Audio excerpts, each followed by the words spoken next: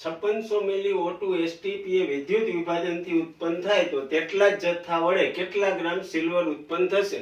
મિત્રો, પાણીનું વિદ્યુત વિભાજન તમારા મગજમાં છે 2H2O gives to O2 4H વત્તા 4 ઇલેક્ટ્રોન.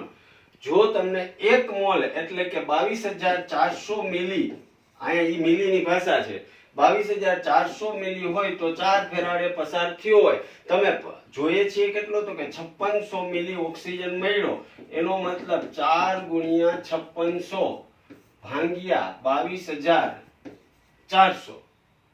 ક્લિયર થાય છે? એનો મતલબ આ 22400 ભાંગ્યા 22400 એનો મતલબ 1 ફેરાડે વિદ્યુત પ્રવાહ પસાર થાય તો 5600 મિલી મળ્યો હોય.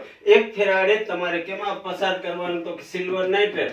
સિલ્વર નાઇટ્રેટમાં તમને ખબર છે Ag+ વત્તા ઇલેક્ટ્રોન gives to Ag. જો 1 ફેરાડે જ પસાર થાય તો 1 મોલ Ag મળે, એટલે કે 108 ગ્રામ Ag મળે. એટલે દિલ્હીનો D 108 ગ્રામ આન્સર આવે.